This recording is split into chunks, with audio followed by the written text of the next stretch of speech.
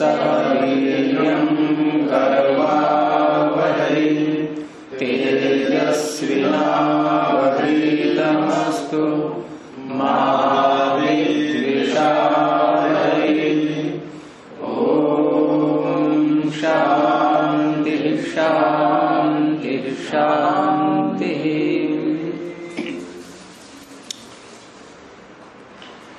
हेत्वाभाषों का प्रकरण चल रहा था इसमें, और सबसे पहला आया था सव्यभिचार। सव्यभिचार हेत्वाभास। हाँ जी। दृष्टान्ते स्पर्शवत्वम् अनित्यं च धर्मो न साध्य साधन भूतौ दृश्येते स्पर्शवांश्च अणुस् नित्यश्चेति। दृष्टांत में दृष्टांत क्या दिया था? दृष्टांत दिया था कुंभ। पहले था स्पर्शवान कुंभो अनित्यो दृष्टः। स्पर्शवान जो कुंभ है वो अनित्य देखा जाता है, स्पर्श धर्म है उसमें, और ये वैधर्म से दृष्टांत दिया गया था, क्योंकि शब्द के विषय में कहा गया कि शब्द नित्य है अस्पर्शत्वात्। अब स्पर्शवान कुंभ अनित्यो दृष्ट है, ये वैधर्म से हो गया, क्योंकि जो धर्म हम शब्द में दिखा रहे हैं वो धर्म कुंभ में नहीं है। शब्द में धर्म क्या दिखाया था? नित्यता। कुंभ कैसा है? अनित्य है, इसमें अनित्यत्व है, तो अनित्यत्व के कारण से वैधर्म से दृष्टांत बनेगा ये। और यहाँ पर स्पर्शवान कुंभ अनित्य दृष्ट, फिर उपनय करके दिखाया कि न च तथा स्पर्शवान शब्द। शब्द जो है वो वैसा स्पर्शवान नहीं है, तस्मात् अस्पर्शत्वात् नित्य शब्द। तो उसके आगे बता रहे हैं फिर कि दृष्टान्ते स्पर्शवत्वम अनित्यत्वम च धर्मो। दो धर्म है ये, स्पर्शवत्व और अनित्यत्व। ये दृष्टांत में दो धर्म हैं। इनके लिए कहा कि न साध्य साधन भूतो दृश्यते। ये दोनों आपस में साध्य साधन भूत नहीं है। साध्य साधन भूत नहीं है का क्या अर्थ है? कि इसमें साधन धर्म साध्य को सिद्ध नहीं कर पा रहा है। साधन धर्म साध्य को सिद्ध नहीं कर पा रहा है इसमें। कारण क्या है कि इसका एक विपरीत दृष्टांत तैयार बैठा हुआ है।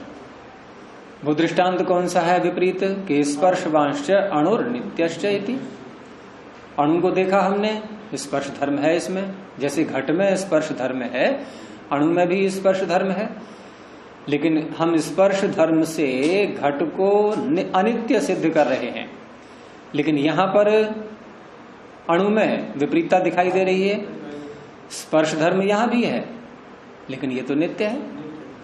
तो इस तरह से स्पर्श जो साधन धर्म है, ये स्पर्श वाला होना, ये साधन धर्म नित्य और अनित्य दोनों पदार्थों में घट रहा है, और दोनों में घट रहा है। तो ये कैसे कह सकते हैं कि इससे नित्यता सिद्ध हो रही है या अनित्यता सिद्ध हो रही है? ये संभव ही नहीं है। इसलिए कहा कि इन दोनों में आपस में साध्य साधन भाव नहीं है, साध्य साधन भूत ये धर्म नहीं है।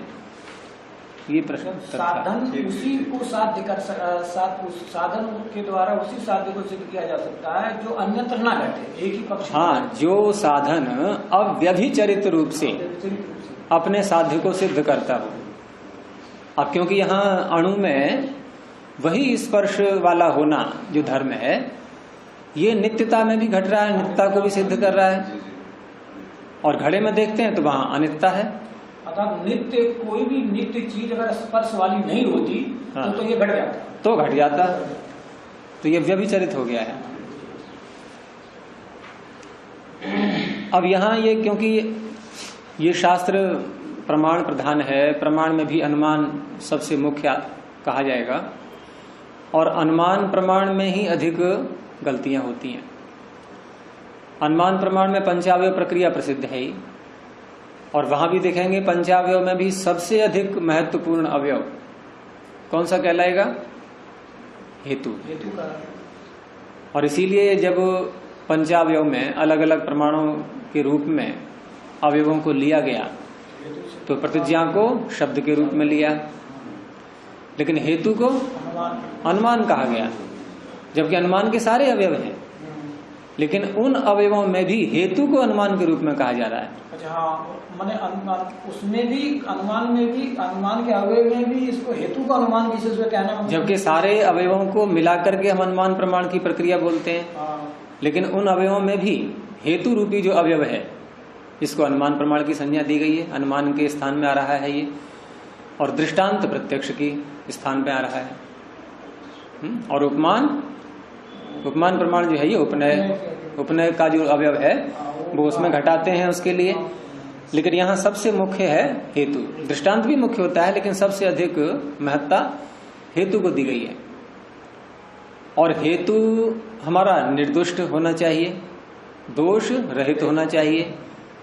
सबसे अधिक ध्यान इसी बात पर देना होता है कि हेतु में कौन कौन सी भूलें हमारी हो सकती हैं, और हेतु में जब भूल होती है तो वो हेत्वाभास बन जाता है। तो उसी की प्रक्रिया यहां चल रही थी कि सब व्यभिचार हेत्वाभास। अब यहां इसको दोबारा समझना है तो यहां लिखो फिर कौन लिखेगा करके, इसको जो है ये रगड़ मार दी है इसमें किसी ने, तो इसको लिखो यहां पर पहले कि नित्य शब्द है, ये तो हो जाएगा प्रतिज्ञा। हाँ, बताऊंगा बाद में भी। तो नित्य शब्द है ये हो गई प्रतिज्ञा, और आगे इसके आएगा हेतु आएगा अस्पर्शत्वात्। नित्य शब्द के आगे लिख दो, हाँ वहां भी लिख देना प्रतिज्ञा शब्द अस्पर्शत्वात्।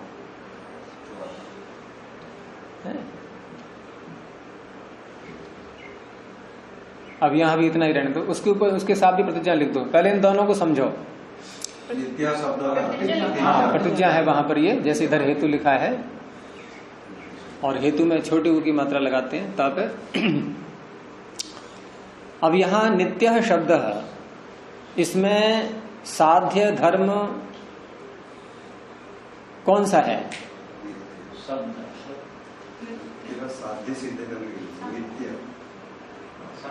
नित्य शब्द में ऐसा कौन सा धर्म है जिसको सिद्ध करने के लिए ये प्रक्रिया प्रारंभ की गई है? नित्यत्व। नित्य में जो नित्य शब्द बोला है हमने, तो नित्य है साध्य धर्म या नित्यत्व?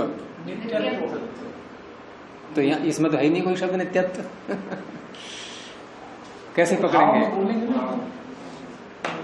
देखो नित्य क्या है? ये विशेषण किसका? शब्द का। नित्य है विशेषण, और विशेषण किस में घट रहा है? ये शब्द में। यानी शब्द को नित्य बताया जा रहा है, और नित्य कहते किसको है? जिसमें नित्यत्व हो। जैसे मनुष्य किसको कहते हैं? जिसमें मनुष्यत्व हो। तो धर्म के कारण से ही तो हम किसी धर्मी को बताएंगे। अब नित्य धर्म है या नित्यत्व धर्म है? धर्म बोलने के लिए हम त्व शब्द को लगाते हैं, ठीक है? तो नित्यत्व धर्म है, नित्य नहीं, नित्य बन जाएगा विशेषण, और विशेषण विशेष एक जैसे होते हैं। यदि हमने कहा कि शब्द धर्म है, धर्मी है, ये कहा, तो धर्मी को कहने वाला विशेषण वो भी धर्मी ही होगा। धर्म और धर्मी में एक ही व्यक्ति, एक ही लिंग, एक ही वचन, इन विशेषण विशेष में, विशेषण विशेष में विभक्ति वचन लिंग सब एक समान होते हैं। तो जैसे शब्द धर्मी है तो नित्य भी धर्मी हुआ, लेकिन नित्यत्व धर्म है, इसलिए कहते हैं कि इसमें साध्य धर्म है नित्यत्व। और ये साध्य धर्म है किसमें? शब्द में। तो जिसमें साध्य धर्म हो उसे कहते हैं पक्ष। जिसमें साध्य धर्म हो उसे पक्ष कहेंगे। अब इसमें एक धर्म और है शब्द के अंदर ही, शब्द के अंदर एक धर्म और है जिसको वक्ता सिद्ध मान करके चल रहा है, और जिसको सिद्ध मान करके चलता है उसी का हेतु बनता है। फिर तो दूसरा धर्म क्या है इसमें? दूसरा धर्म है अस्पर्शत्वात्, यानी कि स्पर्श अस्पर्शत्व धर्म। अस्पर्शत्व धर्म का अर्थ क्या हुआ? स्पर्श धर्म का अभाव होना। तो अभाव होना भी एक धर्म ही बताया जा रहा है। तो इस तरह से अस्पर्शत्वात् स्पर्श धर्म को वो सिद्ध मान करके चल रहा है वक्ता। क्यों मान करके चल रहा है? क्योंकि वो उसका उदाहरण दिखा देगा, इसलिए उदाहरण उसके मानस में बना हुआ है पहले से। तो यहां जिसमें साधन धर्म और साध्य धर्म दोनों दिखाई दे रहे हो, वो कहलाएगा पक्ष। स्पर्शत्व साधन धर्म हो गया। हाँ, अस्पर्शत्व त्वात नहीं, पंचमी तो बाद में बोलेंगे, ये तो होने से ऐसा बोलते हैं। तो अस्पर्शत्व धर्म है साधन धर्म, और ये साधन धर्म कह लो या साधक कह लो, बात एक ही है उसमें। साधक भी कह देते हैं इसको, सिद्ध करने वाला। और साधन में भी हम जब करण में लिट प्रत्यय लाएंगे तो वहां भी अर्थ निकल आएगा, सिद्ध जिसके द्वारा किया जाता है। साध्यते अनेन इति साधनम, और साधनोति इति साधकम साधकः। साधनोति जो सिद्ध करता है वो साधक, और जिसके द्वारा सिद्ध किया जाता है वो साधन। तो क्या अर्थ हुआ, अंतर हुआ दोनों में? कोई भी नहीं। जिसके द्वारा सिद्ध किया जाता है और जो सिद्ध करता है। भाई राम के द्वारा पुस्तक पढ़ी जाती है और राम पुस्तक पढ़ता है, क्या अंतर हुआ? तो दोनों शब्द बन जाएंगे, साधन भी और साधक भी। तो साधन धर्म हेतु के रूप में दिखाते हैं। अब यहां पर जिसको हमने पक्ष कहा है, ये वैसे पक्ष, सपक्ष और विपक्ष, ये जो तीन शब्द हैं, ये वात्स्यायन के तो भाष्य में नहीं मिलेंगे आपको। ये नव्य न्याय की प्रक्रिया में इनका प्रयोग करते हैं, लेकिन समझने के लिए अच्छा है, उसमें कोई विरोध नहीं है उसका। नव्य न्याय वालों का कहां कहां गलती करते हैं वो आगे देखेंगे, लेकिन ये जो तीन शब्द हैं इसमें कोई भूल की बात नहीं है, समझने के लिए अच्छा है, जिससे हमें पता लगे कि पक्ष वास्तव में होता क्या है। और जब पक्ष के अनुसार पक्ष में जो साध्य धर्म दिखाया जा रहा है, वैसा ही धर्म जब किसी दृष्टांत में दिखाते हैं तो उसे कहेंगे हम सपक्ष। पक्ष के समान, पक्ष के समान।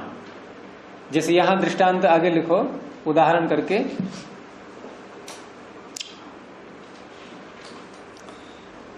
तो जैसे इन्होंने दिया है, पहले वैधर्म का दिया है, हम लोग साधर्म का ले लेते हैं। तो साधर्म का लिखो है? आत्मा, यथा आत्मा।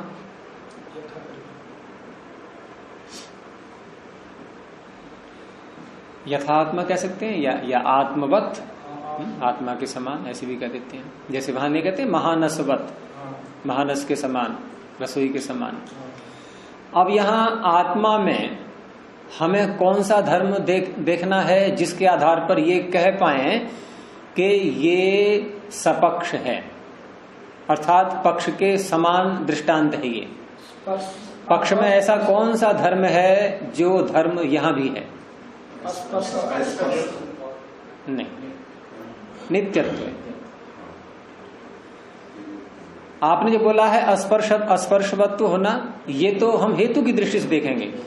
हमारा प्रश्न था कि पक्ष की दृष्टि से। पक्ष की दृष्टि से पक्ष में हमें नित्यत्व सिद्ध करना है, वही नित्यत्व जिसमें हो ऐसा दृष्टांत, उसे कहेंगे। दोनों पक्ष भी है और हेतु भी है। हाँ, लेकिन हेतु की दृष्टि से नहीं।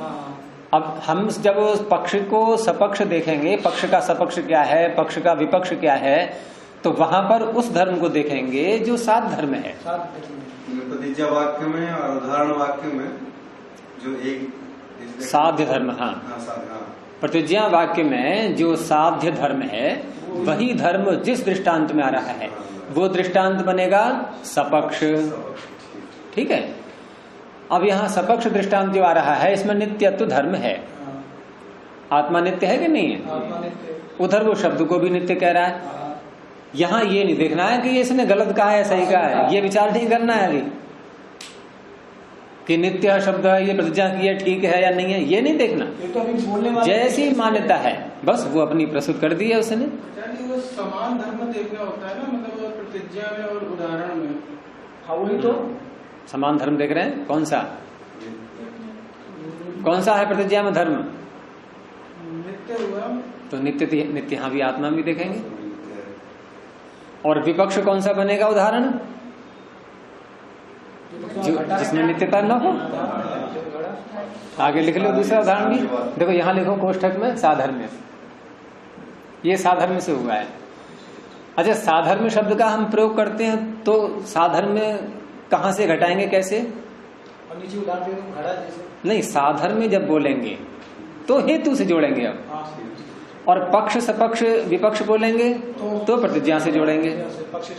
यहाँ साधर्म्य जो शब्द बोला है हमने, ये साधर्म्य हम हेतु से देखेंगे, क्योंकि वहां जो सूत्र है हेतु का, उदाहरण साधर्म्यात् साध्य साधनम हेतु, उदाहरण के समान धर्म से, उदाहरण साधर्म्यात् उदाहरण के समान धर्म से साध्य को सिद्ध करने वाला जो धर्म होता है उसे कहते हैं हेतु।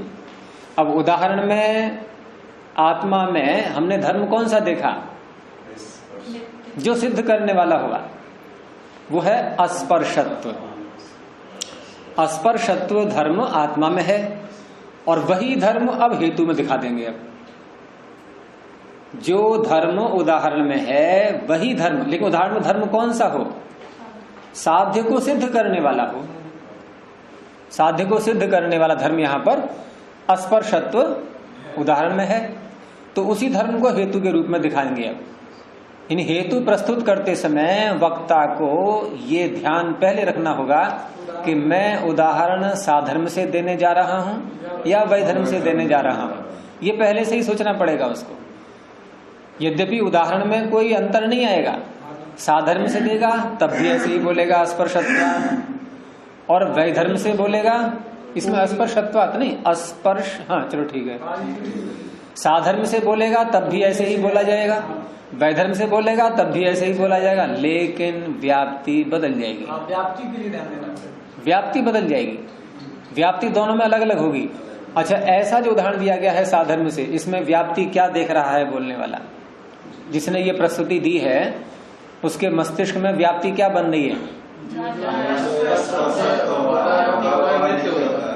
हाँ, इसमें व्याप्ति में हेतु को पहले बोलते हैं, अर्थात साधन धर्म को पहले बोलेंगे और साध्य को बाद में बोलेंगे।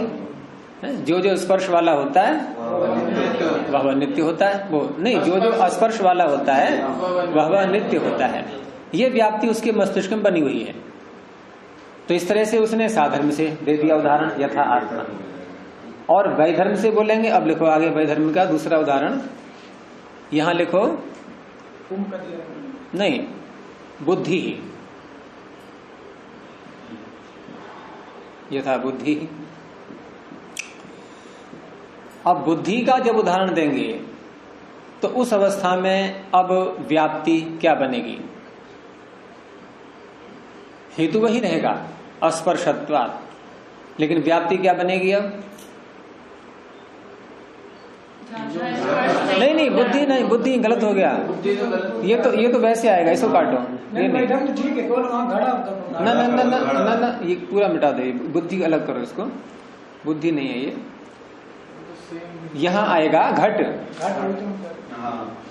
यथा घटः या घटवत, कुंभ कह लो, घट कह लो, इन्होंने कुंभ शब्द का प्रयोग किया है। अब यहाँ कुंभ में देखो एक चीज ध्यान रखनी है, उदाहरण जो भी देते हैं उस उदाहरण में प्रतिज्ञा का धर्म आना चाहिए। प्रतिज्ञा का धर्म, जैसे यहां पर हमने आत्मा उदाहरण दिया है तो प्रतिज्ञा का धर्म नित्य आ गया? नहीं, प्रतिज्ञा का धर्म जो नित्यत्व है वो आत्मा में विद्यमान है। लेकिन जब वैधर्म से उदाहरण देंगे तो पहले व्याप्ति को देखेंगे। व्याप्ति क्या बनेगी? अब जहां जहां स्पर्शत्व धर्म नहीं होता है वहां वहां नित्यत्व नहीं होता है।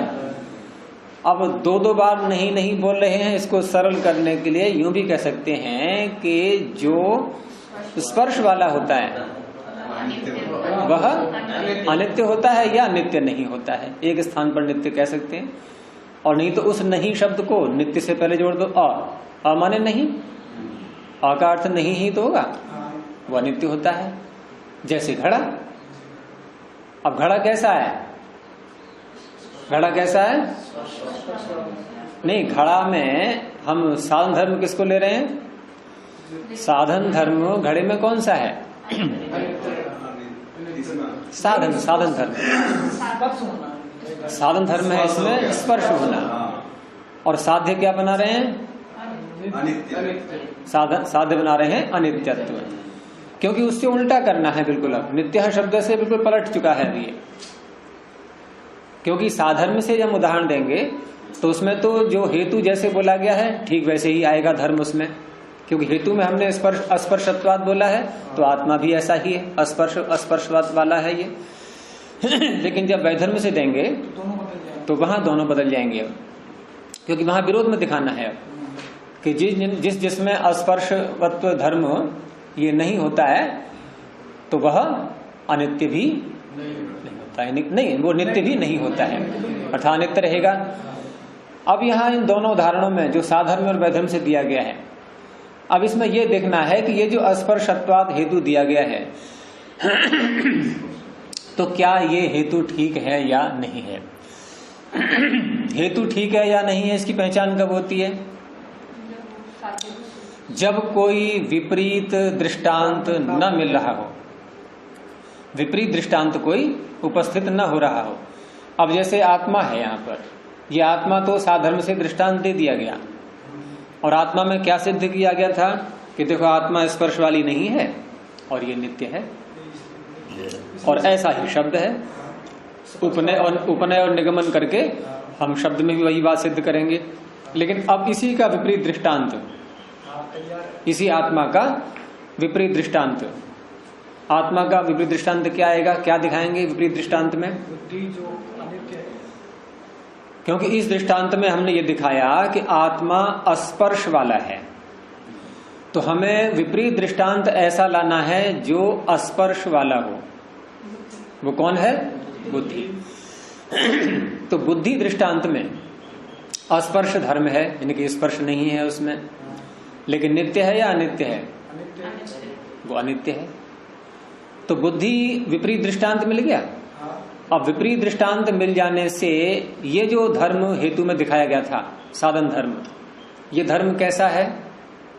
एक बात और समझने की, यहां लिख दो, यहां पर विपरीत दृष्टांत, विपरीत उदाहरण करके अनित्या बुद्धि ही, इसमें आ जाएगा अनित्या बुद्धि ही। अनित्या आ की मात्रा, बुद्धि स्त्रीलिंग है ना, आ की मात्रा लग जाएगी, अनित्या, अनित्या बुद्धि ही। अब यहां देखें आप कि आत्मा में और बुद्धि में क्या अंतर है, दोनों में समानता क्या है दोनों में? पहले ये देखो, समानता तो यानी कि जो धर्म हेतु में दिखाया गया है वो धर्म इन दोनों में है। तो ये जो हेतु में धर्म है ये निर्दुष्ट दोष रहित कब बनता है? जब ये ऐकांतिक हो। ऐकांतिक का तात्पर्य क्या होगा? एकांत। एकांत का अर्थ, एकांत में समास कौन सा करेंगे? एक है अंत जिसका, एक है पक्ष जिसका, एक ही पक्ष को सिद्ध करके। अच्छा, एक है पक्ष जिसका, ऐसा यदि विग्रह करेंगे तो एकांत का अर्थ क्या हुआ? एक पक्ष वाला, ठीक है। और एक पक्ष वाला ये तो हो गया एकांत का अर्थ। फिर ऐकांतिक का क्या अर्थ करेंगे? नहीं बनेगा, इसलिए एकांत में करेंगे कर्मधारय। एकश्च असौ अंतः एकांतः, वही एक है, वही पक्ष है, ठीक है, एकांत का अर्थ हो गया एक पक्ष। अब एकांते भवः ऐकांतिकः, एक पक्ष में होने वाला, अब बन गया अर्थ नहीं। ऐकांतिक का अर्थ हो गया एक पक्ष में होने वाला। देखो ये क्या है, सपक्ष। यहाँ आत्मा पे ऐसे निशान लगा के इधर भी यहाँ लिख दो सपक्ष, जिससे पता भी चलता रहेगा है क्या ये सपक्ष है ये।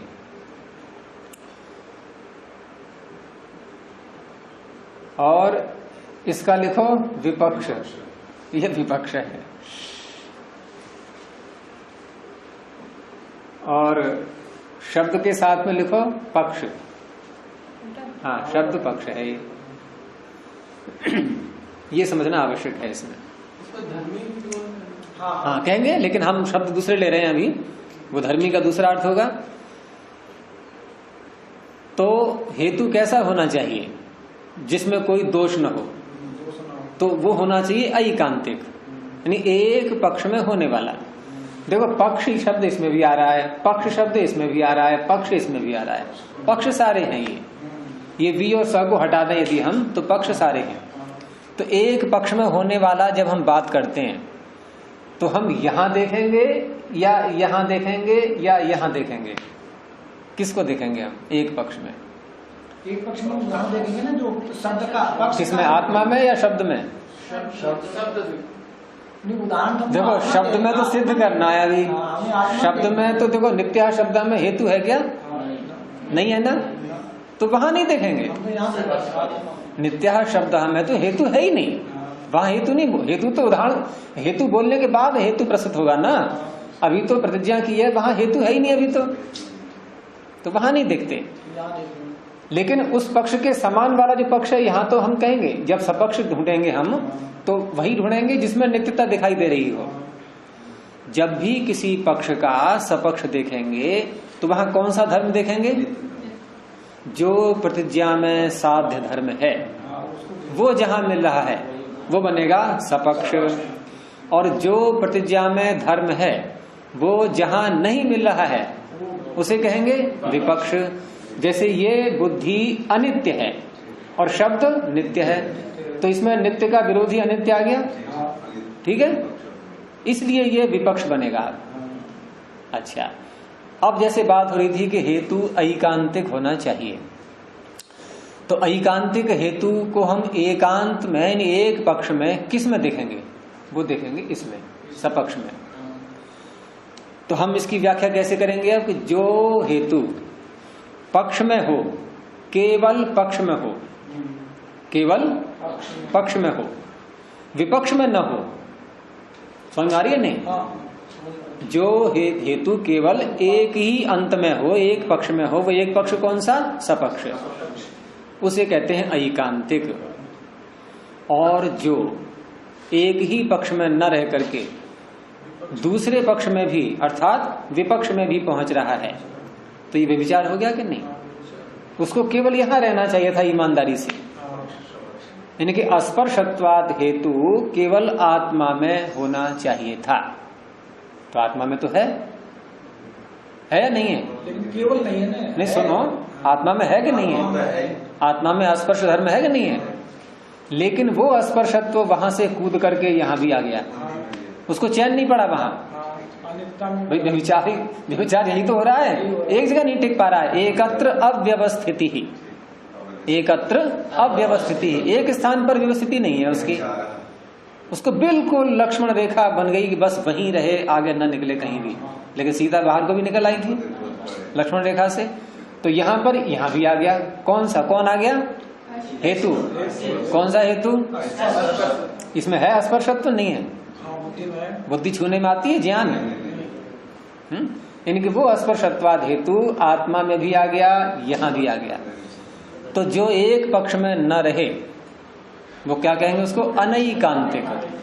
तो अनैकांतिक हो गया ये। और अनैकांतिक हेतु हेतु नहीं, हेत्वाभास बन जाएगा। अर्थात वो हेतु अब अपने साध्य को सिद्ध नहीं कर पाएगा। तो वक्ता ने जो प्रारंभ में हेतु दिया था अस्पर्शत्वाद, ये हेतु अब साध्य धर्म अर्थात नित्यत्व को अब सिद्ध नहीं कर पाएगा। क्योंकि ये पक्ष में भी जा रहा है, सपक्ष में और विपक्ष में भी आ रहा है। ठीक है ना, ये तो इस तरह से हो गया। अब यहां पर हम घट को देखते हैं, क्योंकि ये जो उदाहरण दिया गया था साधर्म से, एक बात और समझ लेना है कि साधर्म से हम प्रस्तुति दें या वैधर्म से प्रस्तुति दें, दोनों ठीक होती हैं। वो अलग बात है कौन सी कहाँ लगेगी, कहीं दोनों लग जाते हैं, कहीं एक लगते हैं। जैसे एक बार बात हुई थी कि ईश्वर सर्वज्ञ है सर्वव्यापक होने से, ये कहा था ना, ईश्वर सर्वज्ञ है, ये तो हो गई प्रतिज्ञा, और सर्वव्यापक होने से हेतु। अब व्याप्ति कैसे दिखाएंगे कि जो सर्वव्यापक होता है वह सर्वज्ञ होता है। हाँ, तो इससे कटेगी नहीं ना, इसलिए वैधर्म से लाएंगे आचार्य, जो सर्वव्यापक नहीं होता है वह सर्वज्ञ नहीं होता है, जैसे आत्मा। लेकिन जो सर्वव्यापक होता है, अगर साधर्म से हम दिखाएंगे व्याप्ति, तो इसका उदाहरण नहीं मिलेगा, व्याप्ति बन जाएगी। और कहीं कहीं दोनों बातें मिल जाती हैं, साधर्म से भी और वैधर्म से भी। जैसे घड़ा अनित्य है उत्पन्न होने से, जो उत्पन्न होता है वह अनित्य होता है। ठीक है ना, जो उत्पन्न होता है वह अनित्य होता है। ये हमने कैसे दिखाया, साधर्म से व्याप्ति दिखाई। और वैधर्म से जो उत्पन्न नहीं होता है वह अनित्य नहीं होता है, ये भी घट जाएगा इसमें। कहने का तात्पर्य साधर्म्य या वैधर्म्य दोनों से हम जब व्याप्ति दिखाएंगे, उसमें ये बात अलग है, कहीं कौन सी लगेगी, कहीं दोनों लग जाएंगी, कहीं दोनों में से एक लगेगी, कहीं दोनों लग जाएंगी, लेकिन सिद्धि दोनों प्रकार से होती है। ये हमें जब हम कहीं प्रस्तुत हैं तो हमें पूरी तरह से परीक्षा कर लेनी चाहिए, हम कौन सा सिद्धि दोनों प्रकार से हो सकती है, साधर्म से भी और वैधर्म से भी। तो यहाँ साधर्म से हमने आत्मा का दृष्टांत दिया और उससे सिद्धि करना चाह रहे थे, लेकिन हेतु अनैकांतिक होने से सिद्ध नहीं हो पाया। अब ये वैधर्म से दृष्टांत को देख लो, दृष्टांत में कमी नहीं है, दृष्टांत ठीक है लेकिन हेतु ठीक नहीं है। दृष्टांत ठीक है, अब यहां पर ये कैसे अनैकांतिक कहेंगे हम घट में। अब घट में हम जो वैधर्म से दृष्टांत दिखाया है, देखो साधर्म से दृष्टांत दिखाते हैं तो प्रतिज्ञा से क्या मेल रखते हैं, उसमें प्रतिज्ञा का कौन सा धर्म आना चाहिए, साध्य धर्म, वो उसमें आ चुका है। कौन सा, नित्यत्व। ठीक है, और जब वैधर्म से दृष्टांत दिखाएंगे तो साध्य का विपरीत आ जाएगा उसमें है? तो साध्य का विपरीत क्या है, अनित्य, वो इसमें विद्यमान है। लेकिन यहाँ व्याप्ति कैसे दिखाएंगे, उसमें पहले दृष्टांत दिखाने से पहले कि जो स्पर्श वाला नहीं होता है, अर्थात जो स्पर्श वाला होता है वह नित्य नहीं होता है, अर्थात अनित्य होता है। अब यहाँ बात तो ठीक है, अब लग रहा है हमें हेतु ठीक हो गया ये, लेकिन अब ये हेतु, अच्छा ये जो दृष्टांत है ये भी हम इसको सपक्ष कहें या विपक्ष कहें, ये सपक्ष होगा, ये भी सपक्ष ही है, ये भी सपक्ष ही है। हाँ वैधर्म से है, वैधर्म से है, लेकिन कहा सपक्ष ही जाएगा। तो इस सपक्ष में गुरु जी एक तो साधर्म की दृष्टि से सपक्ष, एक वैधर्म की दृष्टि से सपक्ष। हाँ दोनों प्रकार से हो जाएगा। ठीक है, अब यहाँ पर हेतु क्या आ रहा है, इसमें जो वैधर्म से दृष्टांत दिखाया है इसमें हेतु क्या है, एक चीज और ध्यान नहीं, वैधर्म से जो दृष्टांत आएगा उसमें हेतु से उल्टा वाला आएगा। जैसे वहां पर कहा गया था अस्पर्शत्वात् और यहाँ कहेंगे स्पर्शत्वात्, लेकिन हेतु यहाँ भी छिपा हुआ है। हमें हेतु दिखाना है अनैकांतिक, वो कैसे बनेगा वो दिखाएंगे। वहां तो हमने ऐसे दिखाया कि सपक्ष में यानी पक्ष में भी था, पक्ष में भी था, सपक्ष में भी आ गया, लेकिन विपक्ष में भी पहुंच गया। पक्ष में तो रहेगा ही, लेकिन यहां जो हेतु है ये पक्ष में है क्या, घट में हेतु कौन सा है, स्पर्श वाला होने से, और स्पर्श वाला शब्द है क्या। तो वैसे हम देखें तो ये सपक्ष कैसे कहें इसको, नहीं गुरु जी ये तो वैधर्म से उदाहरण दे रहे हैं, वैधर्म तो नियम ही है कि दोनों विपरीत धर्म आएगा। हाँ नहीं तो ठीक है, लेकिन सपक्ष का अर्थ क्या करते हैं हम? पक्ष के समान। पक्ष के समान यही तो अर्थ बोलेंगे। तो ये पक्ष के समान है क्या? तो विपरीत धर्म से समान है ना। विपरीत धर्म तो विपरीत शताब बोल रहे हैं ना साथ में। तो वो बात ध्यान रखनी होती है थोड़ी सी, ठीक है ना। ऐसे ही हमने यहाँ अस्पर्शत्व हेतु को अनैकांतिक बनाया था, जो हेतु बोला गया है, लेकिन इसमें जो हेतु छिपा हुआ है बोला तो नहीं गया है। ये प्रस्तुति में ये हेतु नहीं आ रहा है, लेकिन हमें इसी को देखना है अनैकांतिक। तो इसको अनैकांतिक देखेंगे तो यहाँ जो जिसको हम सपक्ष कह रहे हैं ये पक्ष में तो नहीं है, ये केवल इसी में है। तो केवल इसी में रहे तो अनैकांतिक है। यहाँ से हट गया यदि ये, तो ये भी अनैकांतिक बन जाएगा। अब यहाँ पर हेतु क्या है? स्पर्शत्वात्, स्पर्श वाला होने से, यानी स्पर्श वाला होने से हम घड़े को अनित्य सिद्ध कर रहे हैं, ठीक है। अब इसका विपरीत दृष्टांत क्या आना चाहिए? ऐसा आना चाहिए जो स्पर्श वाला तो हो लेकिन नित्य हो। तो इसका लिखो यहाँ विपरीत दृष्टांत क्या बनेगा? यथा अणु।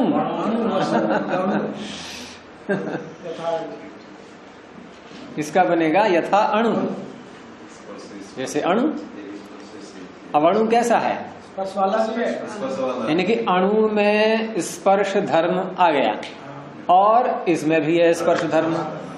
तो ये जो स्पर्श धर्म है जिसको हम साधन धर्म बना रहे हैं, ये साधन धर्म, साधन धर्म हेतु ही तो होता है। हालांकि ये हेतु वहां नहीं दिखाया गया है, लेकिन इसमें हेतु छिपा हुआ है। अब उसी हेतु की जांच हो रही है कि ये हेतु क्या एक ही स्थान पर टिका रहा या अन्यत्र भी आ गया। यहाँ भी तो आ गया ना, ये हेतु यहाँ भी आ गया। और यहाँ जो आ गया है इसमें आपस में विरोध कौन सा है कि साध्य धर्म इसमें दूसरा है और वहां दूसरा है। इन उसी वही साध्य धर्म इसमें नहीं है जो घट में है। घट में क्या है? साध्य धर्म अनित्यता, अनित्यत्व, और ये नित्य है, नित्यत्व है। तो इस तरह से ये जो हेतु है ये भी अनैकांतिक हो गया, ये भी एक स्थान पर नहीं टिका रहा। एक तो ये प्रक्रिया हो गई। अब रही बात कि नव्य न्याय वाले ये अनैकांतिक को थोड़ा और विस्तार देते हैं। और अनैकांतिक का अर्थ हमने अब तक क्या किया था कि जो एक पक्ष में न रहे, अर्थात एक से अधिक पक्षों में हो जाए। जैसे यहाँ पर इसमें भी था, इसमें भी आ गया, दो में आ गया, तो दो में होने का अर्थ है एक में नहीं रहा। यहाँ भी दो में आ गया, एक में नहीं रहा। लेकिन अनैकांतिक का अर्थ क्या ये नहीं हो सकता कि जो एक में न रहे, इतना तो बोलेंगे ही हम। तो एक में न रहे अर्थात किसी में नहीं है, वो भी तो एक में नहीं है। जो यहाँ भी न हो यहाँ भी न हो, ऐसा यदि कोई धर्म ले आए हम जो यहाँ भी न रहे और यहाँ भी न रहे, न एक भी ना हो, हाँ, तो क्या अनैकांतिक नहीं कहेंगे इसको? फिर समझो। हाँ कहेंगे। ऐकांतिक का अर्थ है एक में होने वाला, अनैकांतिक का अर्थ है एक में न होने वाला। अब एक में न होने वाले के दो भाव निकल सकते हैं कि एक से अधिक में है तब भी वो एक में नहीं है, और एक में भी नहीं है तो भी है, तब भी तो एक में नहीं है। अच्छा कल आप बता रहे थे एक और दोनों का बात जो एक में भी ना हो ऐसा भी तो हो सकता है, नहीं ये भी तो निकल सकता है। एक माना हो अन्य मा हो, वो तो ये हो गया। एक में भी ना हो, किसी में एक ना होने क्या ये अन्य में एक में भी ना हो, नहीं आपने कहा एक में न हो अन्य में हो, तो अन्य कितने हैं? एक है या अनेक है? वो एक में भी ना हो। नहीं, अगर अन्य एक ही है तो एकांतिक तो हुआ फिर वो। और अन्य कहाँ से लाएंगे आप? अन्य नहीं होता, सपक्ष में तो होना अनिवार्य है। तो इस तरह से जो हेतु एक में भी न हो अर्थात सपक्ष में भी न हो विपक्ष में भी न हो, तो वो भी अनैकांतिक कहलाएगा, है ना। अच्छा, अब इसको करते इसको कैसे कैसे भाग करते हैं ये कि इन्होंने तीन भाग किए इसके, अनैकांतिक के तीन भेद किए। एक को कहा साधारण, ये कॉपी में लिख लो शब्द चाहे। एक को कहा साधारण, यानी कि साधारण अनैकांतिक, और दूसरा है असाधारण।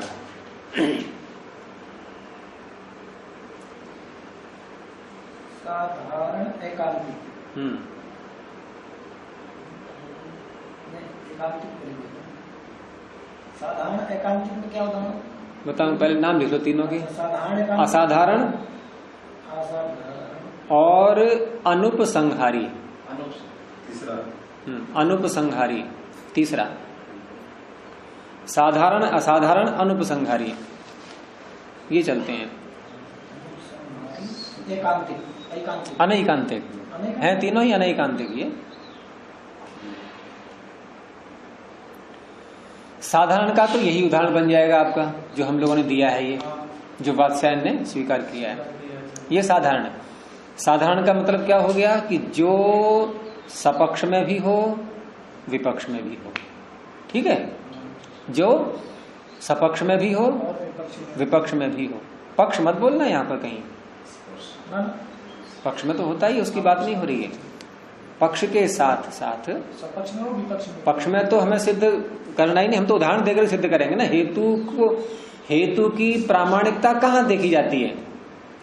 हेतु सही है या नहीं है, इसकी प्रामाणिकता हम कहाँ देखते हैं? उदाहरण में। उदाहरण हमारा जब ठीक बन जाता है तब जाकर के उपनय सही बनेगा और तब प्रतिज्ञा हमारी सिद्ध होती है। तो इसलिए हेतु की प्रामाणिकता उदाहरण में ही देखी जाएगी। तो जो उदाहरण यानी कि सपक्ष उदाहरण में भी हो और विपक्ष उदाहरण में भी हो, तो ऐसा हेतु कहलाएगा साधारण अनैकांतिक। अब दूसरा उदाहरण यानी कि दूसरे वाले का असाधारण, इसका ये कहेंगे जो न सपक्ष में हो और न विपक्ष में हो। लिखो आगे इसी के, जो सपक्ष में भी न हो और विपक्ष में भी न हो, ऐसा हेतु। ये भी अनैकांतिक हुआ ना, क्यों? एक में भी नहीं है, एक में भी नहीं है। एक से अधिक में होना वो भी अनैकांतिक, जो एक में भी नहीं है वो भी अनैकांतिक। अब इसका उदाहरण क्या बनेगा बाद में देखेंगे। अब तीसरे का और लिख लो। इसका तो हो गया जो सपक्ष में भी न हो और विपक्ष में भी न हो। उदाहरण भी देंगे थोड़ी देर में। और अनुपसंहारी का क्या लिखेंगे कि जिसका सपक्ष विपक्ष ही न बनता हो, होने की तो बात लग रही। जिसका सपक्ष विपक्ष ही न बनता हो उसे कहेंगे अनुपसंहारी।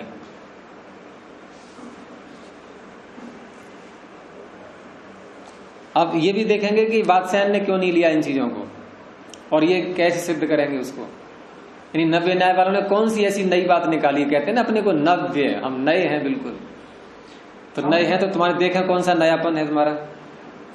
वैसे कहीं कहीं उसी में आता होगा, ये बुद्धि दिया है। अच्छा, तो साधारण का उदाहरण तो आपने देख ही लिया। अब असाधारण का हमने कहा कि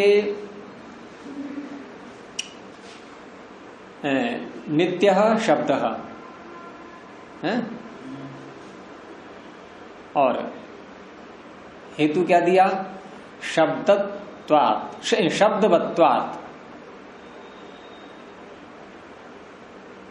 नित्यः शब्दः, शब्दत्वात् ही बोलेंगे, शब्दवत्वात् नहीं, शब्दत्वात्। नित्यः शब्दः शब्दत्वात्। क्या अर्थ हुआ इसका? शब्द नित्य है, शब्द नित्य है, ठीक है। शब्द नित्य है, क्यों है नित्य? शब्दत्व होने से। उसमें शब्दत्व जाति है या नहीं है? अरे जाति सब में होती है, द्रव्य में भी, गुण में भी, कर्म में भी, तीनों में होती है जाति। और शब्द गुण है ही, तो उसमें शब्दत्व जाति है कि नहीं है? तो हेतु दिया गया कि शब्द वाला यानी शब्दत्व जाति होने से, शब्दत्व धर्म होने से शब्द नित्य है। अब इसमें व्याप्ति क्या बनेगी? जिसमें शब्दत्व होता है वह नित्य होता है। उदाहरण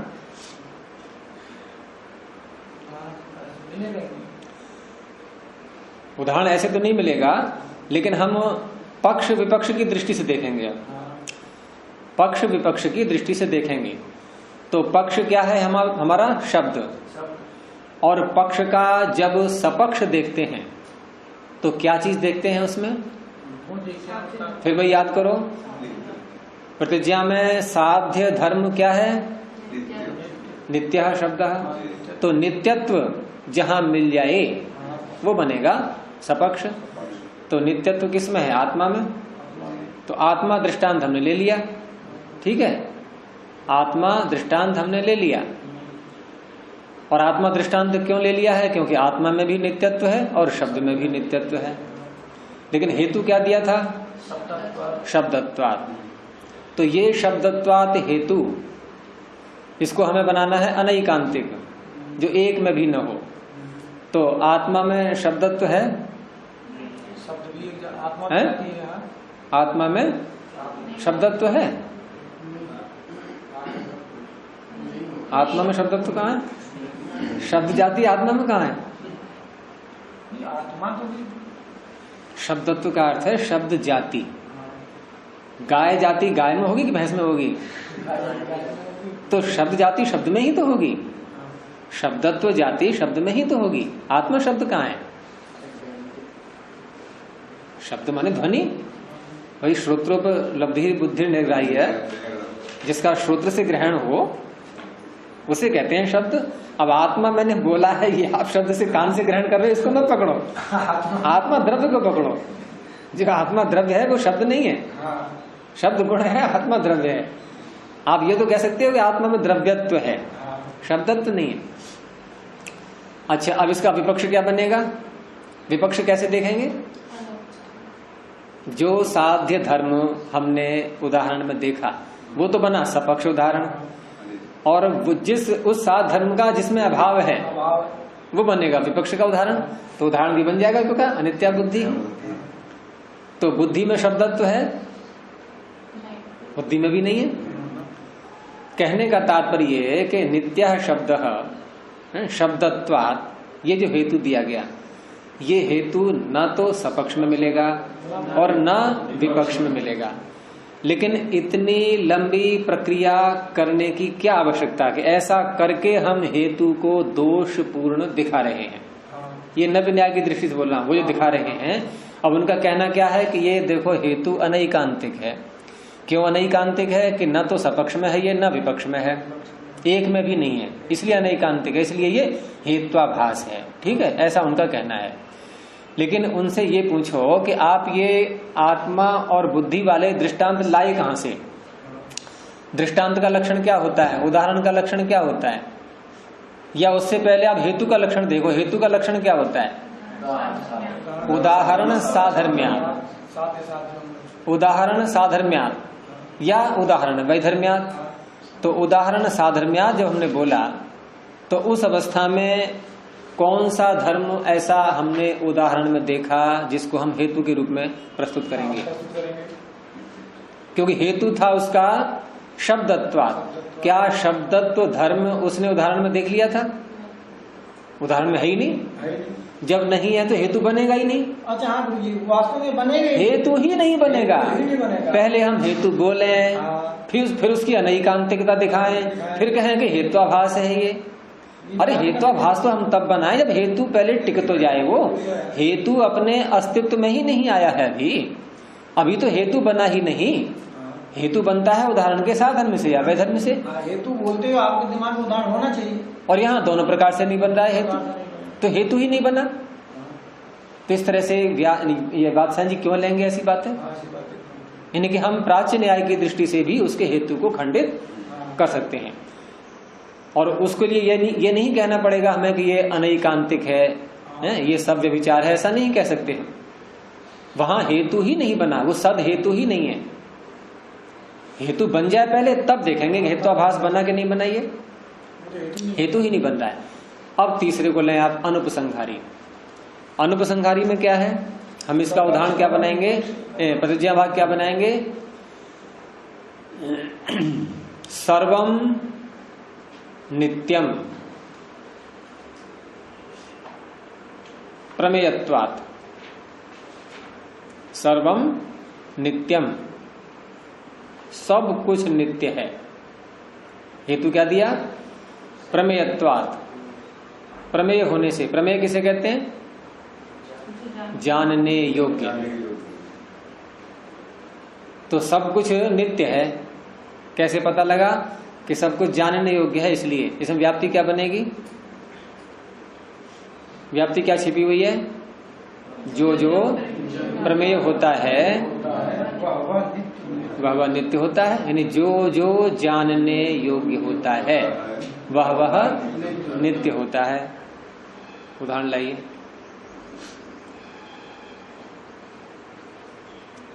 उदाहरण लाओ ना। कुछ मिल ही नहीं रहा है कि जो जानने योग्य हो। ये दीवार, ये मकान, ये कुर्सी, पंखा, ये क्या क्या चीज नहीं है जानने योग्य है?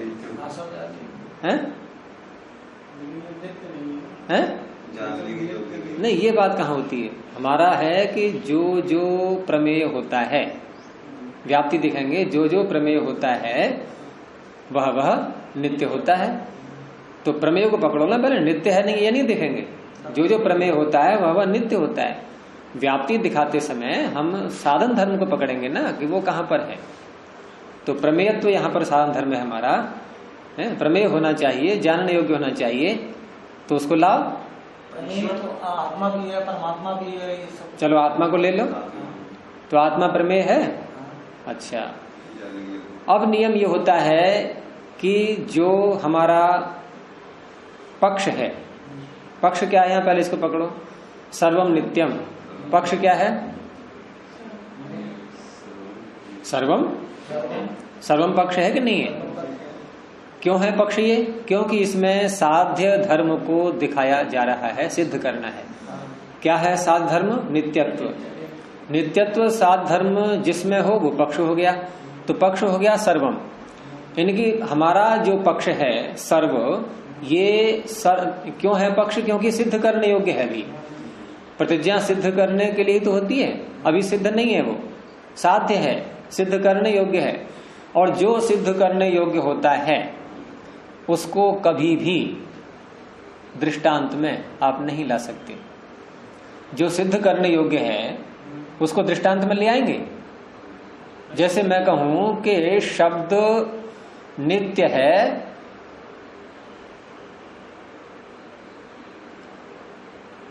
शब्द होने से होगी तो था ना। शब्द नित्य है, शब्द होने से ऐसे पीछे कहा था ना, और उसमें दृष्टांत दे दें ऐसे करके चुटकी बजा के कि देखो ये शब्द है कि नहीं है।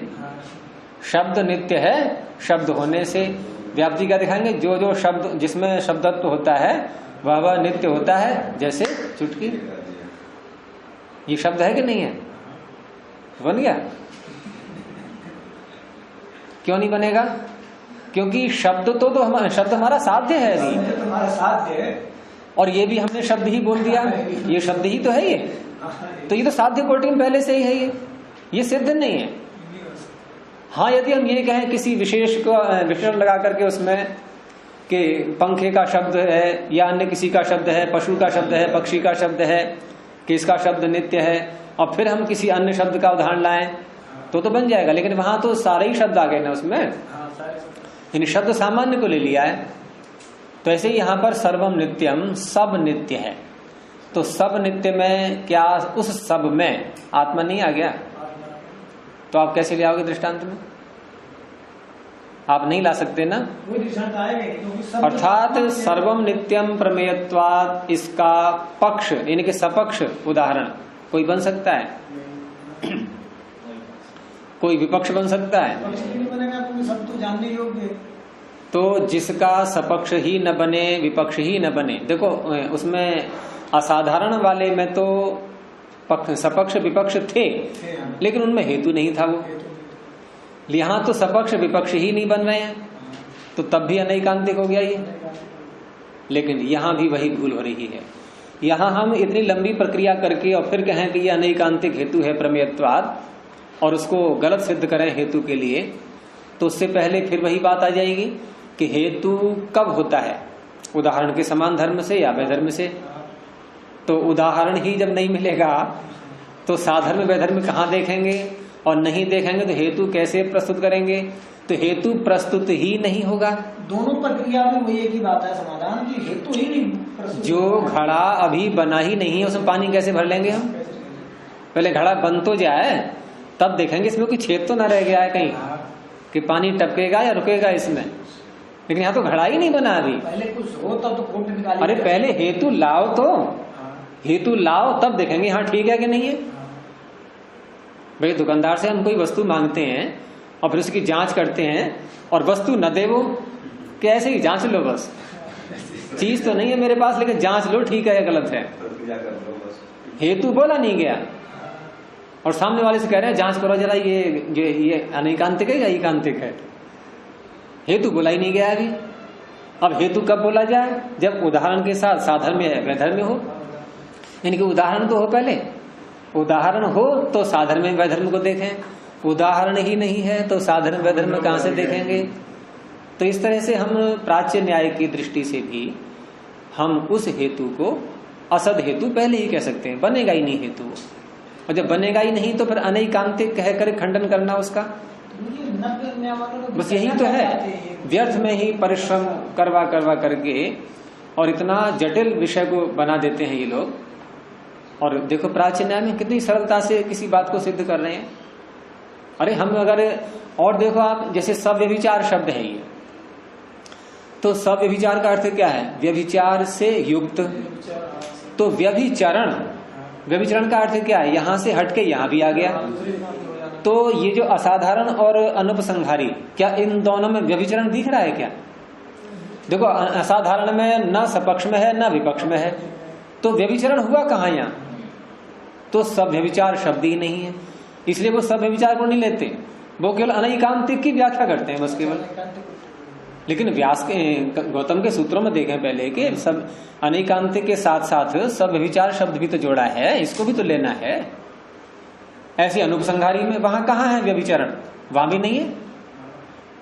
अरे व्यभिचरण तब हो ना कि एक स्थान पर टिके तो कोई पहले कि तब कहें कि यहां तो टिक गया है, देखो यहां भी आ गया ये, और कहीं टिका ही नहीं है अभी, तो व्यभिचरण कैसे होगा? किसी को आकाश में लटका दिया और कह रहे हैं दौड़ लगा।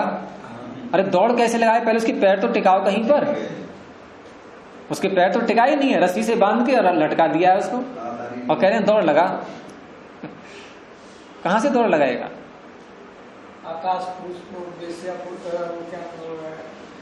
ऐसे कई शब्द होते हैं तो है ही नहीं। तो इस तरह से केवल हम इसी दृष्टि से उसका खंडन कर सकते हैं कि आप दृष्टांत लाइए, सीधी सी बात है। भाई आपने कहा कि सर्वम नित्यम प्रमेयत्वात्, हमने आपकी बात मान ली, आपके हेतु को मान लिया है हमने, लेकिन हेतु टिकाओ तो आप पहले। हेतु कब टिकेगा? दृष्टांत देने पर। अब वो दृष्टांत है ही नहीं उसके पास में, तो दृष्टांत के न होने से हेतु स्वयं ही उखड़ जाएगा। अब उसको उखाड़ने के लिए हम उसमें दोष नहीं दिखाएंगे कि तुम्हारा हेतु इस दोष से युक्त है। दोष कब दिखाएंगे? जब उदाहरण मिल चुका है, अब देखेंगे कि यह दोषपूर्ण है या निर्दुष्ट है। तो वो दोषपूर्णता 5 प्रकार से होती है, उनमें से ये पहला प्रकार था हमारा सव्यभिचार, अनैकांतिक सव्यभिचार। तो ये विचार दोबारा हो गया है, अब शायद आपके मस्तिष्क में बहुत कुछ स्पष्ट हुआ होगा। और कल को कुछ और लेंगे दोबारा, उसमें अन्वय व्याप्ति, व्यतिरेक व्याप्ति, सम व्याप्ति, विषम व्याप्ति, साधर्म्य, वैधर्म्य, ये शब्द भी कुछ भ्रांतियां भी पैदा कर रहे होंगे आपके लिए, उसको कल को स्पष्ट करेंगे और दोबारा। चलिए प्रणव ध्वनि।